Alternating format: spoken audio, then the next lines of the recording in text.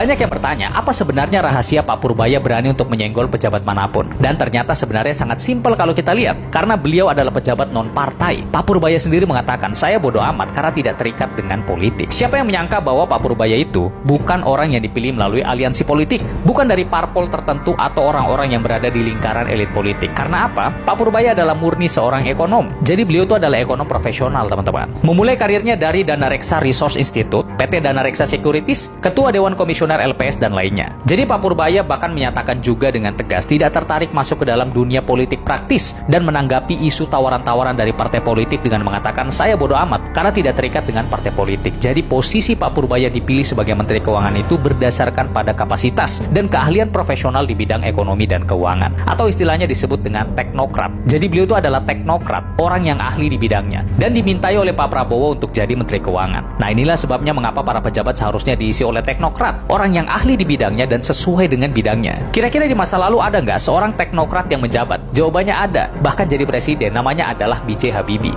Beliau adalah teknokrat dan alhasil ada kemajuan meskipun hanya beberapa saat menjabat. Bayangkan kalau semua menteri dan orang-orang penting di republik ini diisi oleh teknokrat. Pasti kemajuan tersebut akan terjadi dong. Belum sampai 2 bulan duduk di kursi Menteri Keuangan, nama Purbaya Yudi Sadewa langsung menembus daftar 10 besar tokoh politik nasional. Yang lebih mengejutkan lagi, dalam survei terbaru Indeks Politika Indonesia yang dirilis pada tanggal 28 Oktober 2025, elektabilitas Purbaya sudah menyalip 2 nama besar. Gubernur Jawa Barat Deddy Mulyadi dan Wakil Presiden Gibran Raka Buming Raka. Tapi seperti biasa, kalau ada survei-survei begini, ya kita jangan terlampau serius-serius amat ya. Kita tetap pantau, kalau ini kita anggap untuk kita bersenang-senang saja ya. Bayangkan Deddy Mulyadi membangun citra dan popularitasnya selama bertahun-tahun. Ini dari panggung budaya sampai panggung politik. Kemudian Gibran, posisinya kan dia wapres ya, yang seharusnya dia punya panggung nasional setiap hari. Tiba-tiba muncul seorang menteri baru, ekonom, dia teknokrat yang dalam waktu kurang dari 2 bulan berhasil merebut perhatian publik dan menggeser 2 nama itu. Fenomena ini disebut banyak pengamat sebagai kejutan politik paling cepat tahun ini. Bukan karena mesin politik, bukan karena jaringan partai, bukan karena pencitraan, tapi karena gaya belak-belakan seorang pejabat yang bagi sebagian publik terasa jujur dan berani berkata apa adanya. Bukan Gibran, bukan Deddy Mulyadi, tapi Purbaya Yudi Sadewa alias Menteri Keuangan yang punya elektabilitas tertinggi sebagai cawapres di pemilu 2029. Elektabilitas Purbaya ini gokil, menyalip nama-nama figur politik yang udah lama melenggang di kancah politik nasional. Berdasarkan hasil survei Indeks Politika, nama Purbaya bahkan berada di posisi puncak daftar top of mind tokoh politik Indonesia. Nama Menteri Koboi ini berada di peringkat 3 di bawah Prabowo dan Jokowi. Dari segi elektabilitas cawapres, nama Purbaya berada di atas tokoh-tokoh macam AHY, Deddy Mulyadi, dan Gibran. Sampai-sampai Direktur Indeks Politika Denny Carter menyebut fenomena ini sebagai Purbaya Effect. Wih, gokil.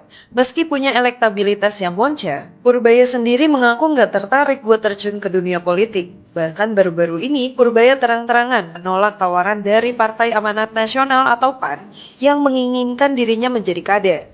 Bagaimana menurut kalian soal Purbaya Efek ini? Apakah Pak Purbaya udah cocok jadi cawapres di 2029? Menteri Keuangan Purbaya Yudi Sadewa menegaskan dirinya tidak berminat terlibat dalam dunia politik. Meski tingkat elektabilitasnya menunjukkan peningkatan signifikan dan namanya kian sering diperbincangkan publik. Pernyataan itu disampaikan Purbaya usai mengikuti rapat terbatas bersama Presiden Prabowo Subianto di Kompleks Istana Kepresidenan, Jakarta pada Rabu. Saat ditanya kemungkinan dirinya direkrut menjadi kader Partai Amanat Nasional, Purbaya tegas tak tertarik politik dan ingin bekerja saja. Ditanya kembali soal popularitasnya yang meningkat dalam survei, Purbaya tetap bersikap santai dan konsisten menolak wacana terjun ke arena politik. Dalam survei terbaru Lembaga Indeks Politika, nama Purbaya berada di posisi teratas sebagai kandidat potensial wakil presiden dengan raihan 28,65%. Di posisi berikutnya terdapat Deddy Mulyadi 20,5%, Agus Harimurti Yudhoyono 15,75%, sementara Gibran Raka Buming Raka 12,35%. Assalamualaikum warahmatullahi wabarakatuh. Dalam beberapa pekan terakhir, jagat politik Indonesia mendadak ramai dengan munculnya nama Purbaya Yudi Sadewa di berbagai survei nasional. Siapa sangka ekonom sekaligus pejabat yang dikenal tegas dan bersih dari kasus kini justru menyalip elektabilitas tokoh-tokoh populer seperti Kang Deddy Mulyadi dan Gibran Rakabuming Raka.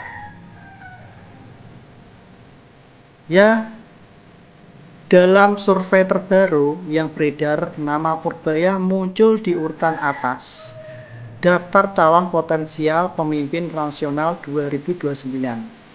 Bahkan tren elektabilitasnya naik tajam setelah pernyataan kerasnya soal perang melawan mafia impor dan keberpihakannya terhadap industri dalam negeri. Publik mulai menilai ini sosok yang bisa bukan karena pencitraan, tapi karena keberanian dalam ketulusan. Yang menarik ketika ditanya soal peluang maju lewat partai politik, Purbaya menjawab tegas, dirinya tidak tertarik dengan partai. Ia mengatakan, saya bekerja untuk rakyat, bukan untuk kepentingan kelompok. Jawaban itu sontak membuat banyak pihak terkejut. Karena di tengah budaya politik yang sangat transnasional, ada sosok yang justru ingin tetap netral dan fokus pada kerja nyata. Publik pun mulai menilai figur alternatif baru, tidak terseret kepentingan oligarki, tidak dikendalikan partai, dan punya rekam jejak profesional di bidang ekonomi, serta keperpihakan pada rakyat kecil. Beberapa analis bahkan menyebut fenomena Purbaya mirip dengan munculnya tokoh-tokoh reformasi di masa lalu yang datang tanpa mesin politik, tapi punya magnet kepercayaan publik yang kuat. Sementara di sisi lain, elektabilitas Gibran dan Kang Deddy Mulyadi mulai stagnan. Keduanya dinilai terlalu lekat dengan citra politik dinasti. Sementara publik muda kini haus akan sosok baru yang lebih independen dan berani berbeda. Jika tren ini terus berlanjut, bukan tak mungkin Purbaya menjadi kuda hitam paling berbahaya di kontestan politik 2029 nanti. Apalagi jika ia mampu menjaga integritas dan konsisten menolak godaan politik uang. Ya, berat memang godaan uang.